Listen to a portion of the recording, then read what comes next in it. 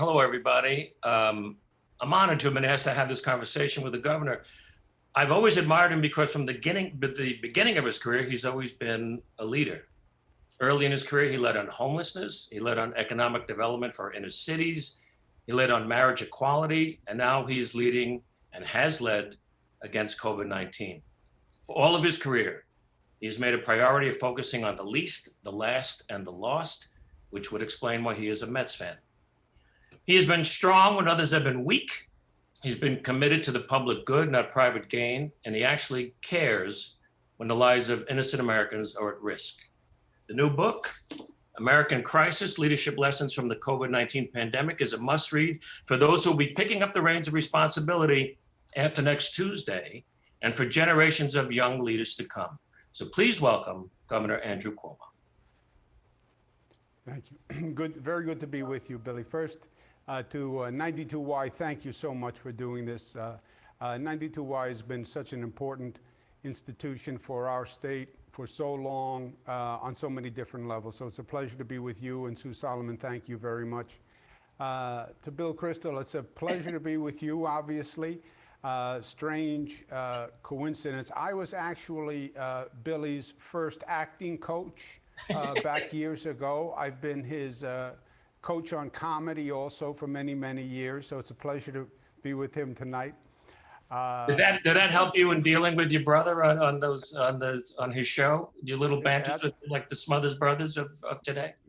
That's why I learned from you. I learned from you. But as Sue said, Billy has been a phenomenal actor and accomplished on so many different levels. But as we would say in Italian, he's still a mensch. And whenever New Yorker needs help, Billy's been there. What he's done for Superstorm Sandy, we needed him here to help us with getting the word out on masks and being safe. And he's never said no to New York. And for that, God bless you. We love you. Thank you for being here tonight. I'm delighted. I'm guessing you're not in your living room looking like where you are right now. How are you holding up? How are you holding up in emotionally after all that you've been through? It's astounding.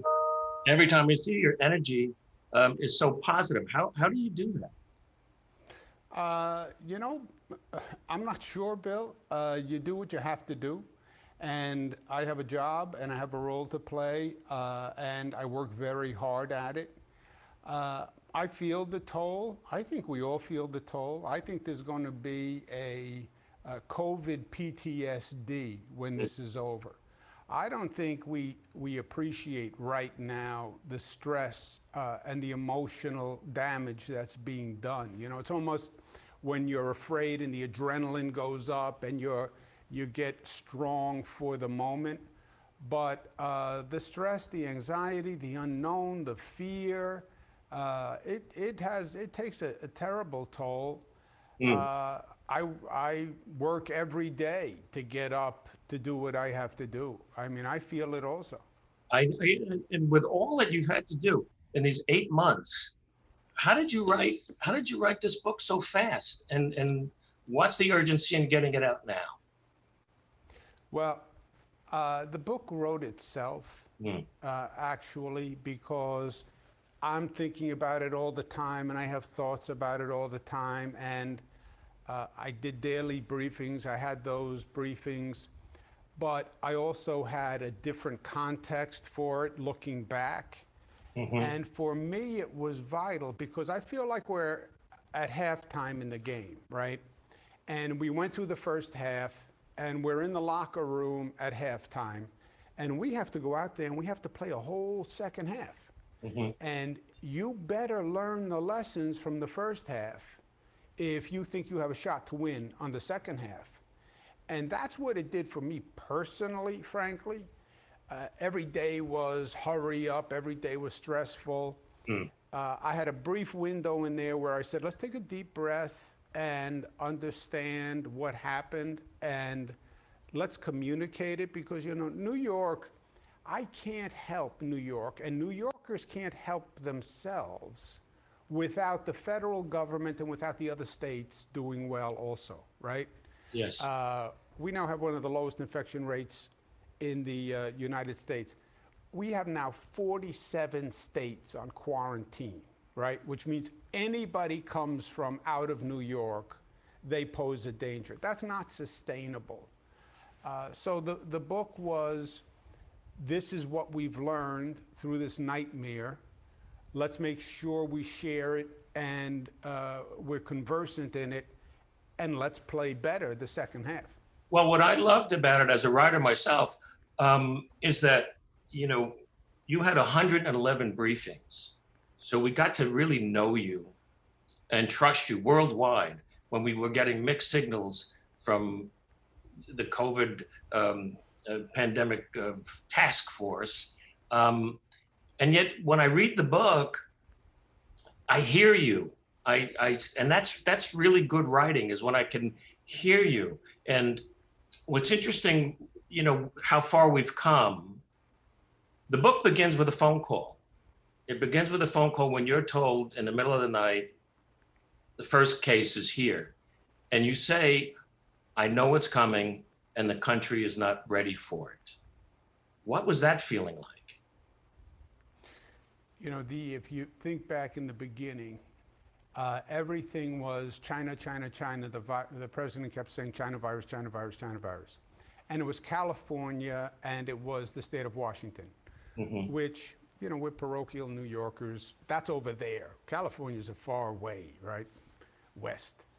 But it wasn't the China virus. It was the European virus, because what they missed was, by the time the president enacted, he talks about his China travel ban, the end of January. By the time that happened, the virus was out of China, it was in Europe, and it had been coming from Europe for months. And that's why the East Coast took such a pounding, because it was the European flights that got us. But I had been dealing with the federal government. I had been in the federal government for 8 years with Bill Clinton. I knew that they did not know where they were, and they were not ready for this. I also knew New Yorkers were not ready for it emotionally, psychologically, because everything had been China and California, and we were untouched. So I had a bad feeling from the get-go with this, Billy, that this was going to be a real problem. And when that first case happened, it just crystallized for me in that moment that this was going to be the beginning of a journey that we had never taken before. And then, so how did the concept of the briefings come up, Governor? Because, you know, there were 111 of them, 111 every day. You, in the midst of all of this, were the only voice that we really could tune into to trust. And how did you prepare for them? It was must-see TV. I thought, well, this is better than any Netflix special that I'm watching. But every day you had to give the worst news, more than likely, and you had to be honest with New York, and people responded. And is that where the concept of New York tough came from? Yeah, it's interesting, Billy. The whole thing evolved, right? Because none of it was planned, none of it was scripted. I would often do briefings, like governors do briefings. I would do them in the Albany press conference room, and they would be telecast, but nobody would watch, because who really cares what state government does on a day-to-day basis? So that briefing format I was familiar with, because I had done it all the time. I started the briefings right away from the first case, because I was most afraid of panic. You know, most people don't think of this, but you can deal with hurricanes, you can deal with floods, you can deal with fires. What you can't deal with is panic among people. New York City gets panicked. 8 million people try to evacuate New York City. Now you have a real problem. I've been in situations where I saw people panic. They will trample each other. Civilization breaks down very quickly. So I wanted to make sure, initially, just get them the information and keep them calm, because the information is power, and it gives you a sense of control back in your life.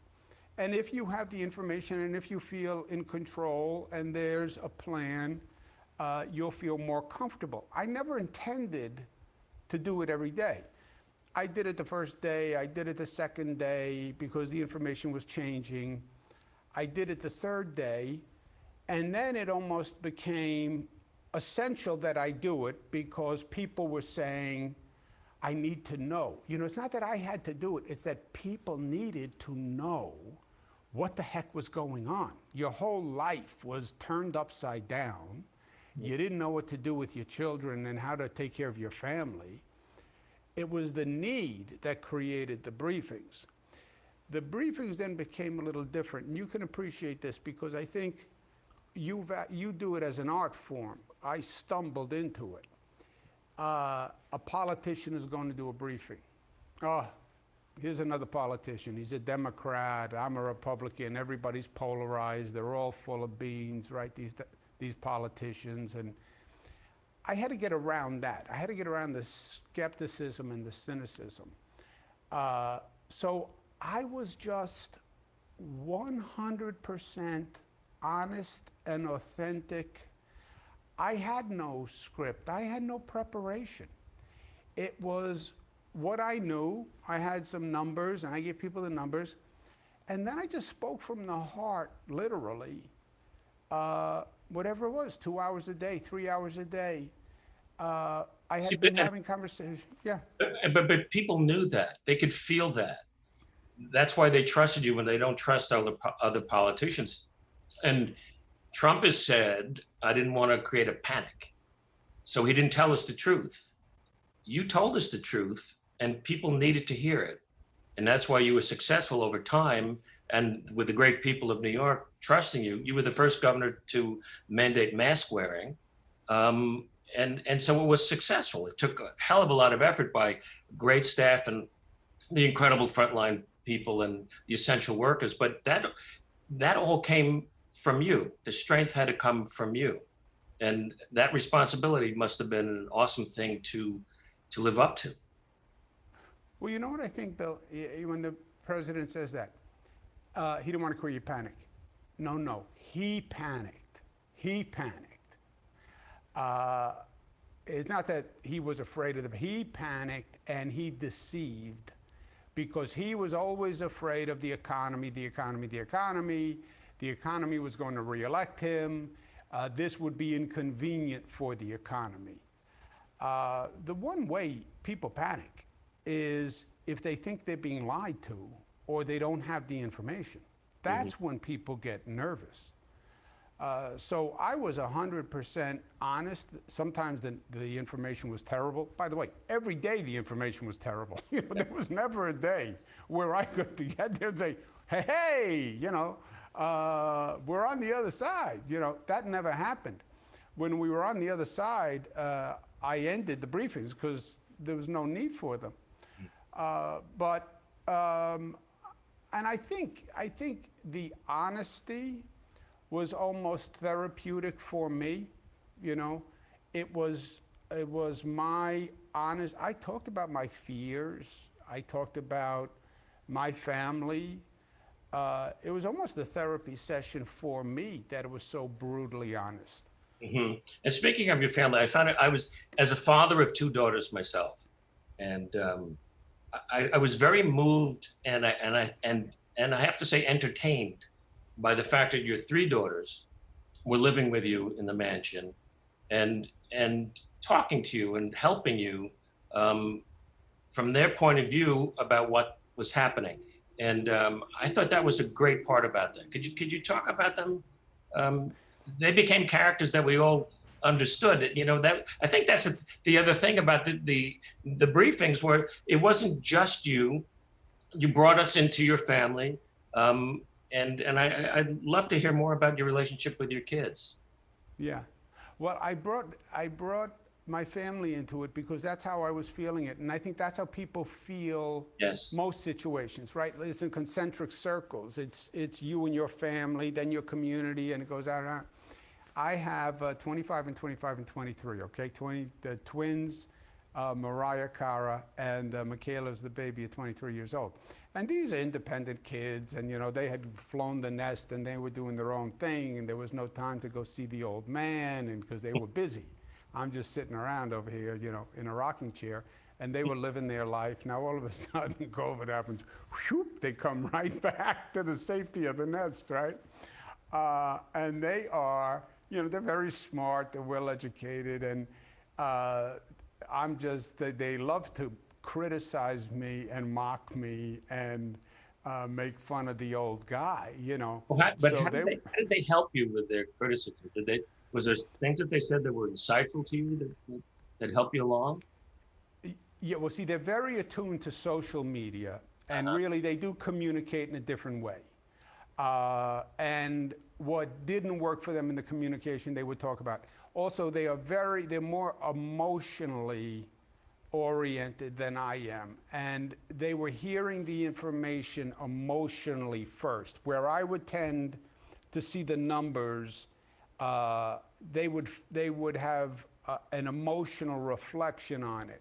Mariah gave me a line one day that I'll never forget. She said, "Don't tell me to relax. Tell me why I should relax." Mm-hmm. Right? That's all the difference in the world. And so they were very helpful to me that way. And then they all took separate jobs. Mariah did social media and the mask campaigns. Cara worked on procurement. Because we couldn't find masks, we couldn't find gowns, we couldn't find cotton swabs. I mean, we couldn't find anything. And she worked internationally on doing procurement. And Michaela was always very aware of the mental health need to this, which early on, frankly, I didn't even think of. And the mental health and the emotional challenges to children especially. So she focused on that. So they all had their own role, and then they all worked together to have fun mocking Dad and his bad joke. You know, dad jokes. By definition, any joke I tell is going to be a dad joke, right? Can you give us any dad joke? Every joke I did, they would call a dad joke. Yeah, I know, but it has to be a dad joke, right? Because I am a dad. Right. So here's something that haunts all of us. Could this have all been prevented? Billy, there was no reason for this. This happened from denial, from incompetence. I mean, think about this. We have MERS, starts 2002, okay? We have had 20 years of warnings. We had Ebola, we had dengue, we had H1N1, we had swine flu. But then you have MERS and SARS before COVID, all right? MERS, SARS, COVID. They're all coronaviruses. They all came from China. They're all what they call zootropic viruses, which came from an animal transferred to a human being.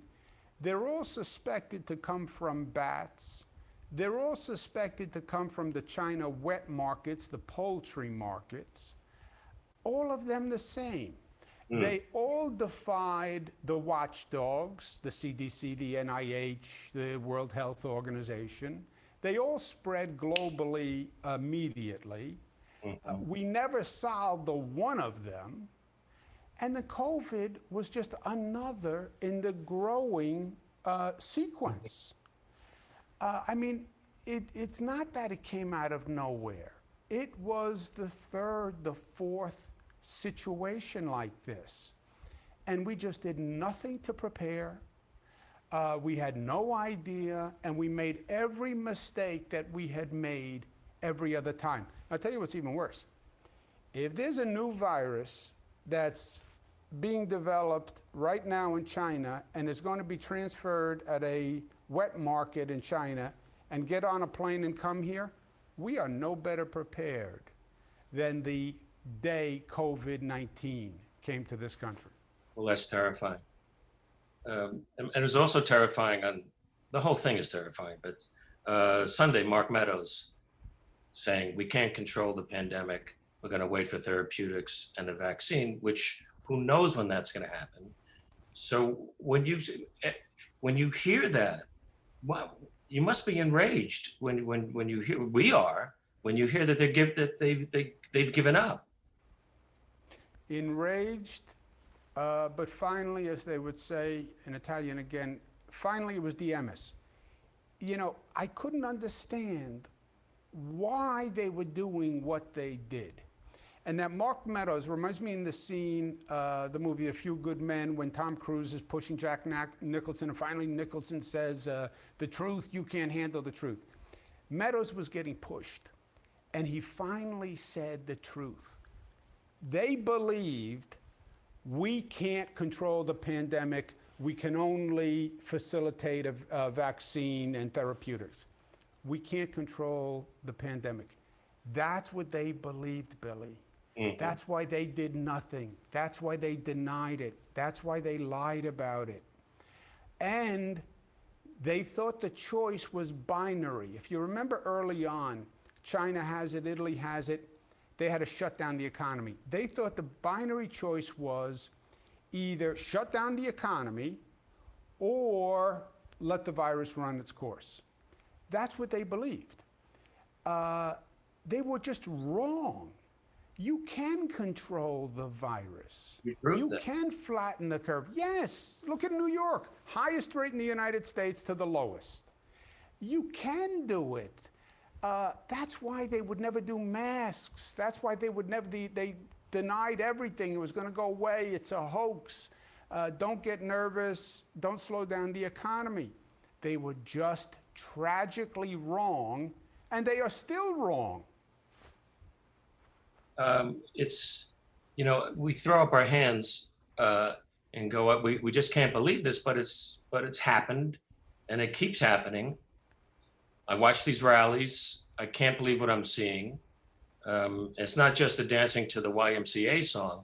It's the fact that people are without masks, that they buy it, that they listen, that they don't think it's going to happen to them. And then, you know, inevitably you see a video of someone who said, gee, I didn't think it was, I thought it was a hoax, and now I'm dying. Why does this country buy that? Why is there still such a huge population that does think it was a hoax and doesn't listen? I just don't understand that. You know, here's the chicken or the egg question for me. Which came first, Donald Trump and the dysfunctional government, or the schism in this nation? How did we get so divided? How did we get so skeptical of each other? Mm-hmm. How did we get into this definition by opposition, where if you say wear a tie, then I have to be against wearing ties because I have to be against you? Anti-Semitism is higher than ever before. Racial intolerance is higher than ever before. I mean, this is not just a political phenomenon.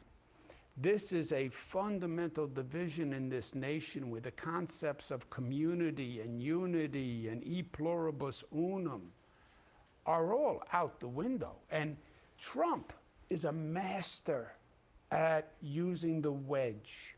He's a master at seeing a little crack and putting the thin edge of the wedge in that crack and hammering it home. Remember the old divide and conquer? He is still divide and conquer. That's what he does, and he does it well. Is that why you call the book American Crisis? Yes. It's a crisis.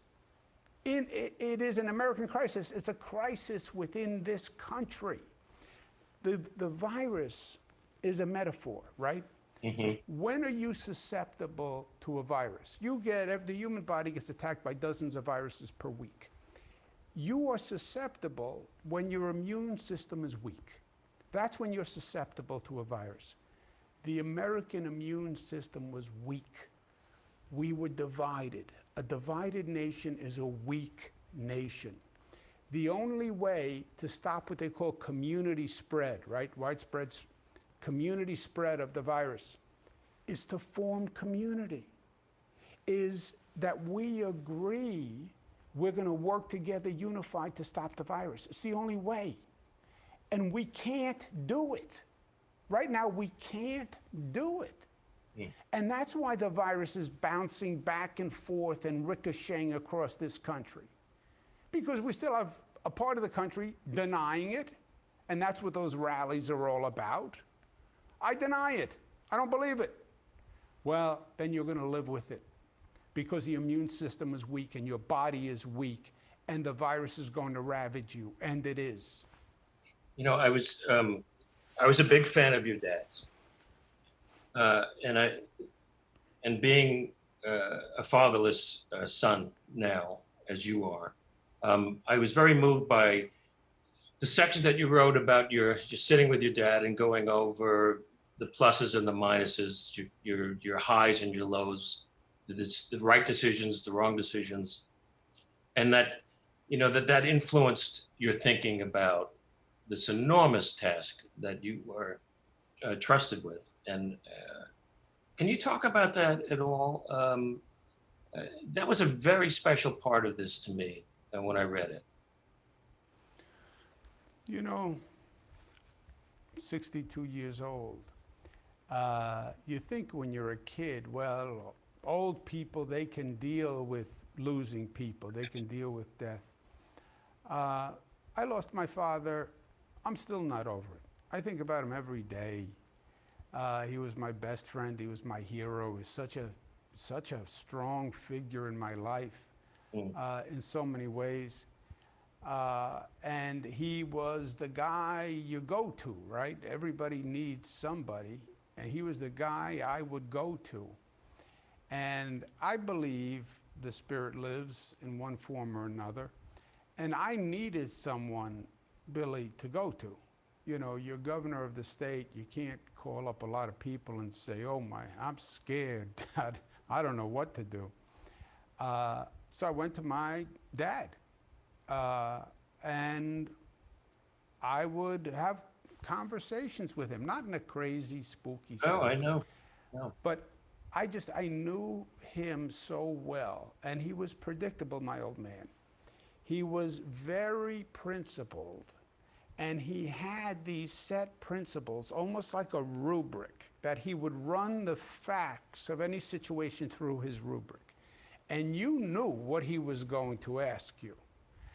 He would just help you unravel the ball of string, you know. And it was always through principles and intelligence. And I could talk through the situation with him, and I could hear him asking me the questions. And I'd go back and forth, and I would feel better. It actually helped me reason, because it stripped away the emotion for me, right? It brought it down to the logic and what's right and what's wrong. And Tikkun Olam, he would love to speak about, right, and social justice, tzedakah, Matthew 25 and Christianity. And it would really help me think through a situation and give me a sense of comfort that I actually felt that I wasn't alone. I felt his presence more than I had felt it in years, you know. And then I felt that I felt the legacy of him. I felt that I had his voice and his thinking with me, and he was part of it with me. And in a strange way, it really did give me a sense of support and comfort all through this. That's great. I mean, today, in getting ready to talk to you, I watched his speech from 1984 at the convention when he goes after Ronald Reagan, who had called the United States the shining city on a hill. And it's a tale of two cities speech. And it was, I remember then, it was mesmerizing. And at that time, people thought, and I remember thinking it myself as a much younger voter, um, shouldn't he be the candidate? Yeah. And I think, if I may, during the primaries and watching you every day, you know where I'm heading with this, and watching the briefings, the same clarity that Mario Cuomo had in 1984 and throughout his career, but in that speech, when you go, wow, shouldn't he be the guy? We felt that about you. Um, and did it enter your mind at all, or was the job at hand just too much? The job at hand was too much, and the job at hand precluded it, Billy, Hmm. because I was so desperate to stay away from the politics and to maintain that relationship of trust with people. I was afraid that once that political thing welled up, that everybody would say, "Oh, well, now he has a different agenda." So Right. I ruled it out just as a way to do my job. The 1984 speech, I was standing in the corner there, listening to his speech, and to me, so I say to him afterwards. Now, first, I had heard the speech. My father was meticulous with preparation. People would say, "Oh, he just gets up there and he talks." Yes, sure. That's because he did 60 drafts of the speech. Did he And he rehearse could, that speech for you? Did he rehearse that for you? yeah, he didn't need to rehearse. He would write the speech Mm. over and over and over. And we would have arguments about commas in the speech, okay? I mean, you'd sit there for 20 minutes. Should the comma be here? Should the comma be here? Should the word be with? Or should it be accompanying? I mean, he was meticulous. But I said to him about the speech, I said, you know, it was a good speech. It was nothing new, I said to him, because it was nothing new. It was him, you know? And I was thinking about during the briefings, my kids, I would say, "What do you think about the briefing today?" And they would say, "You know, it was nothing new. It's you. You're saying what you believe and what you think." But that's what the keynote was for him. I'll tell you one funny faux pas I meant, I committed. My father, talk about being rigorous about the job. The convention was in San Francisco. Hmm. Nancy Pelosi, by the way, was the California chair at the time. And my father was very disciplined about not leaving the state because he was the governor and you're supposed to be here, God forbid something happens. So we're going to fly out to San Francisco, give the speech, and fly back the same day. Okay, whoop, whoop. Everybody goes to the convention for a number of days. We have to fly there. He gives the speech, we fly back. We fly out there, but it's a long flight. He's tired. He was always tired. We're backstage. We're about to go out. And he says, "So what do you think? Yeah, you think we're ready?" It was always we. "You think we're ready?" I said, "Yeah, I think, you know, we're going to get you some makeup. They'll give you makeup, and it'll take care of some of the bags, etc., and then you'll be fine." He says, "What do you mean, give me some makeup? I just came out of makeup."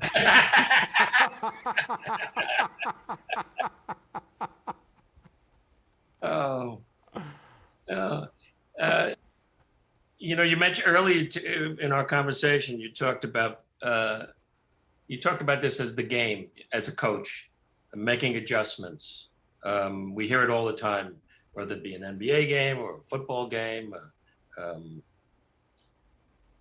what, if you could you play the game over? If you could play the game over, what would you do anything differently? Oh, yeah. I wasted too much time trying to deal with the president. Mm. I spent a lot of time, in some ways, I overreacted. I had fought with the president on policy for the past 4 years. I disagree with him fundamentally on almost everything he does. And I would let him know it. And so we fought about everything. When we got to this point, I wanted to make sure that the past animosity, my own philosophical animosity with him, didn't color the relationship between the federal government and the state because I needed help from the federal government. You know, this was a global pandemic. Yeah. States don't do this. It's the federal government that's supposed to be doing this, right? The federal government handles national emergencies. They have the military, they have the Defense Production Act, they have a printing press in the basement. They're the ones who deal with this. So I knew I needed them. I wanted to make sure that my mishigas with him over the past 4 years didn't extend to handling this pandemic. And he didn't hurt New York because of it, because he's capable of it. He's a narcissistic son of a gun. So I bent over backwards to make efforts with him and to be cooperative and to be nice and to be waiting on him. And his position was, in the beginning, the federal government had to do all the testing. CDC had to do all the testing. They were a nightmare at it, and they were slow, but they had to do it. All these situations, I listened to the federal government and the medical advice they gave us. Everything was wrong. Everything they was wrong. There was no to transmit COVID. You had to be symptomatic, meaning people who sneeze, people who cough. That was the first piece of information. 100% wrong. You can transmit it even if you're asymptomatic. Everything they told us actually set us back. I wouldn't do that again. We were the first state to do masks. I should have done it even earlier because it is the single best, simplest thing that you can do. So if, you know, with the game tapes, yeah, there are things I would have done better. The testing, I had never heard of testing before. There was no such thing as the state doing testing. When we started, the first discussion we had on tests, the state could only do 500 COVID tests a day. We're now doing 150,000 COVID tests a day. But nobody ever heard of testing. Nobody ever heard of contact tracing. Nobody had any extra hospital beds. So, oh yeah, no, it's in some ways, it was the first time I played the game, so I learned a lot. And now it's kicking up again in terrible ways. We don't even know if the first surge is over. And now here it is again. And as weather's getting colder, the numbers are just devastating to look at, and to fear that it's going to just happen all over again. So, you know, I think for those of us in New York, we are so grateful for your leadership, because you're going to have to do it all over again, it looks like.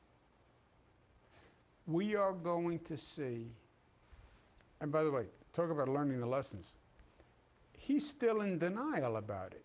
You're going to see an increase in the transmission. Every scientist said this was going to happen in the fall. It gets cold, people spend more time indoors, it transfers indoors, schools, et cetera.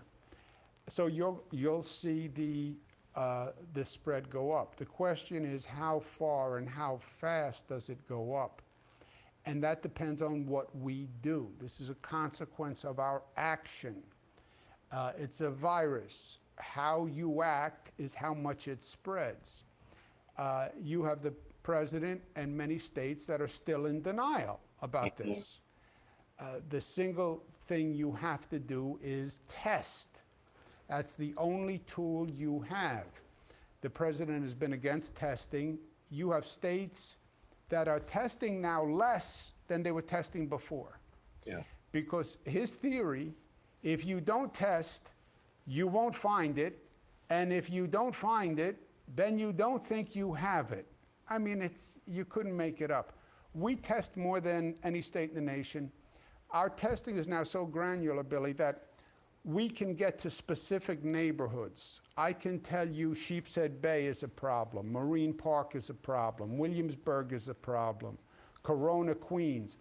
And when we see a little increase, we call it microclusters, we pounce on that neighborhood.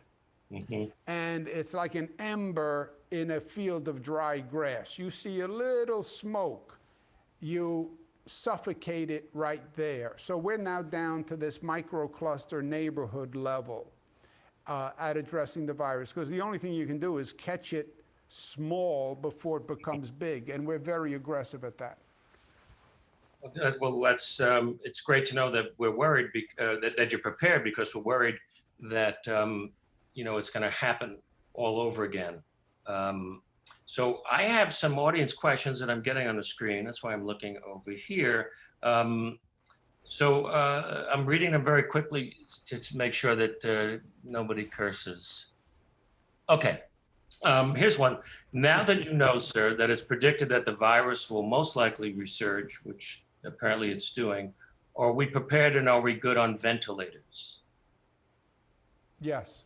Yes. First of all, the ventilators, I'd never heard of ventilators either, except on the cursory level. The doctors first believed when this started that almost all patients had to be intubated. And they estimated when we started, and these were all the global experts, Billy, they estimated that we needed 40,000 ventilators. We only had 4,000 in the state. So the big rush was on ventilators. We bought more ventilators than you can imagine. I have warehouses full of ventilators now. And now a lot of the doctors think you shouldn't use the ventilator. Doctors. My sister's a doctor, I can say that. So we have the ventilators. We've gone through all the surge capacity on the hospitals. We have the testing capacity up. We're in good shape. We're prepared to handle surges. The next big operational challenge is going to be the vaccines, but we're prepared on surges. All right, here's another one. Governor, what can you do if the 30 to 40% of citizens, primarily because of political misinformation, don't take action to protect their neighbor during this pandemic, therefore contributing to the rapid spread of COVID-19? 99.9% of what I accomplished by social action. In other words, we have 98% mask compliance. It's not because government is enforcing mask compliance, right? I think we probably gave 5 tickets for mask violation. It's because social action, people decided to do it. I think I gave them the information that led them to the correct conclusion. But most of it, 99.9, is people decide to do it. I can't mandate you have to wear a mask, stand 6 feet from someone else, stay home. So people are smart. However, if people are reckless or irresponsible, then we will enforce the law, Billy. And I'm not I hate to sound harsh on this, but when we find these neighborhoods with the spread where it's starting, yeah, we enforce the law because it's the law. Well, I want to have a party in my backyard with 200 people. Yeah, okay, you can't. That's the law. And we do enforce the law, especially in those situations. Well, and that's apropos of what's happening. I mean, Thanksgiving is approaching, and we all love to be with our families, but the reality is we probably shouldn't be. How do you tell people that and get them to believe it, that it's, as horrible as it may seem, you really have to be careful about being together, because so many of the surges begin with small families that don't realize that they're infected. Yeah. Again, it's one of those situations where you can't enforce it. What I'm going to do is I'm going to use myself as an example, and I'm going to use my family as an example, right? I know as much as anybody about this COVID situation. I'm not going to see my family. I love my mother. I love my family. I'm not going to do it, because if you love them, then you wouldn't do it. Yes. You know, it's actually the opposite, Billy. I love you so much that I'm not going to have Thanksgiving with you. That's how much I love you. If I didn't love you that much, yes, then I'd come over and we'd have a nice meal. Mm. Here's another question. In East Asia, they are seeing far better success with slowing the spread and containing the virus. Much of that is due to an extremely effective contact tracing. How can we do a better job of this both on a state and national level? And do you think this could be another critical tactic in controlling the virus? Contact tracing is 100% right. The contact tracing, and we have a very elaborate contact tracing system. Actually, Mike Bloomberg, former mayor, stepped in at the very beginning of this, because putting contact tracing together was a big operation, and we had never done it before. Mike Bloomberg stepped in with Johns Hopkins and put together a contact tracing system. But contact tracing is key. It's once you take the test and the person turns out positive, then they call them disease detectives. Then you find out, who did you go to dinner with, who's in your house, who did you sleep with last night? Not that I need the answer. And just to find out who you could have infected along the road. We have a very sophisticated system. And yes, other countries have done better than this country, because our president denies the existence of the virus. That's the threshold problem for us. And they're wrong that you can't control the spread. China has, France has, Spain has. They've all done a better job than we have. Even Mexico, I like to say this because it annoys the president, even the Mexican government has done a better job than the Trump government. Mexico has fewer cases than the United States of America. They've controlled the virus better than the United States, with everything the president says about Mexico. Scientists are saying, this is another question, it's going to be a dark winter. Is New York included in that? Seems like we experience the darkest times in March and April, and I can't imagine it getting much worse than that. Is that a good point of view about the future? I don't know if just for me, if I understand that question in the right way. March and April, remember what happened to us in March and April. The president is saying China, China, China. The virus had left China, went to Europe. January, February, March, we're having all these European flights come into New York. Many people were infected with COVID. The federal government had no idea. March 1st, we have our first case. But then it explodes on us because it had been coming in for 3 months. And we had it was just undiagnosed, because, you know, it looks like the flu, it looks like pneumonia in older people. So March 1st, we have our first case, and then it is a rocket. We go to 1,000 cases, 2,000 cases, 5,000 cases, because for 3 months the virus was coming in. And nobody was saying, be careful about the people from Italy, be careful about the people coming in from the UK, right? So they seeded it all through society. And we then had an explosion in cases, and we were on our own, and we were on the verge of collapsing our hospital system, which is what happened in Italy. And by the way, we can't control the pandemic, Mr. Meadows. Yeah, wake up. Our projection in New York was that we would have 110,000 people in our hospitals, minimum. And these are all the global experts, Gates Foundation, McKinsey, all of them. 110,000 cases per day in the hospital. We only have 50,000 hospital beds. So I said, we have 50,000 hospital beds, assuming they're all empty. I said, what do I do with 110,000 people and 50,000 hospital beds? Nobody had an answer. We had to flatten the curve that dramatically, that fast. And we did. We controlled the spread. That's why Meadows has no idea what he's talking about. And that's why the president unnecessarily had allowed so many deaths, because they denied the reality that you can control the spread. But we'll never go back there again. You will see an increase. We're going to keep focusing on these neighborhoods. I call it whack-a-mole.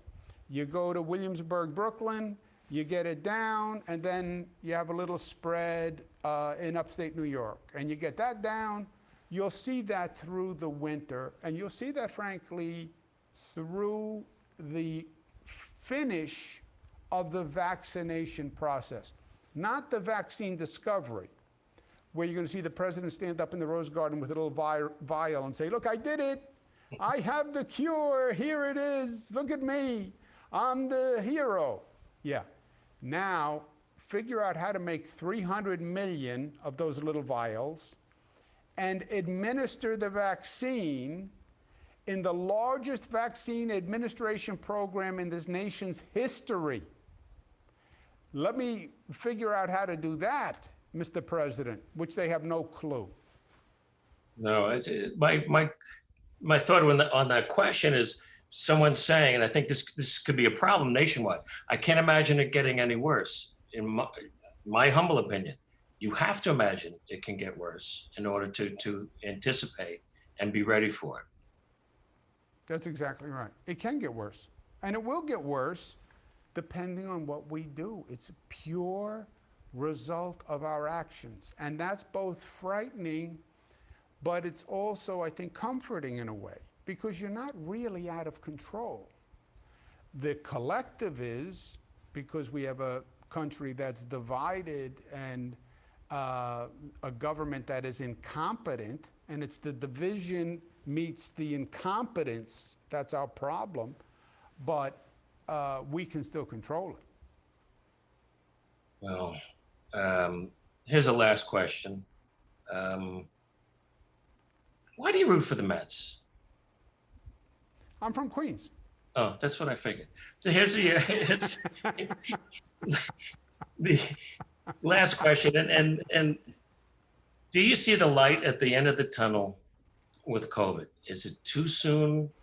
Can there be a light at the end of the tunnel in what they're calling a dark winter? The light at the tunnel, a light at the end of the tunnel for the Mets? Are we still on the Mets? No. Listen, the Yankees took a beating too, so. Yeah, look, we will get through this. We will develop a vaccine. We'll convince the American people, when we should, that it's safe. We'll figure out how to administer 330 million vaccines, which is going to be the most aggressive governmental program ever. People will feel safe. People will come back. New York City is unique on the globe, and that energy will reflect, and it will come back. But it's going to be a year, Billy, and it's going to be a long year. It's going to be long because it's going to drag on. It's not going to be as bad as it was. We're not going to hit that same high point, thank God. But it is going, the duration is going to be stifling and depressing, because it will be a year. But we will come back. What I say to my kids, to end where we started, I said, look, yeah, it's going to be a bad couple of years. It is. 1918 flu pandemic, 3 years. How about the generations that lived through World War I and World War II? The generations that were afraid for their life, living in Europe when they were under attack and they were living in attics and basements, right? Every generation has had a test. And we've been blessed for a long time. So this is a test of our society and our heart and our soul and our capacity. But other generations have endured also. And we're not alone. This is not the first time. And we will endure and we'll be the better for it. And we have to resolve not just the virus, the division that started the virus or made us immune to the virus, the division, the cynicism, the hate, the anger. We became a place that feared differences, except we are a place founded on differences. And that's the illness that we have to solve, my brother. Amen. Thank you, sir. It's been a pleasure, really, and a special treat for me, and I hope for all of us, everyone watching today. The book, American Crisis, Leadership Lessons, which I think in this past hour, I think we've learned a lot more about what a remarkable man and a leader that you've been. So thank you, 92nd Street Y. Stay safe, everybody. Thank you. Thank you, 92nd Street Y. Thank you, Billy Crystal. Thank you. God bless you. Thank you for everything you've done for New York. Well, it's my hometown. I was born in Doctors Hospital, which was on the Upper East Side. Then were you early too, Sue? Yeah, just joining from the 92nd Street. And my mother said that the nursery was on the 13th floor. And she said the first thing I did was I looked down on Gracie Mansion, which I guess was my first political statement. So have a great holiday, and we'll keep learning from you.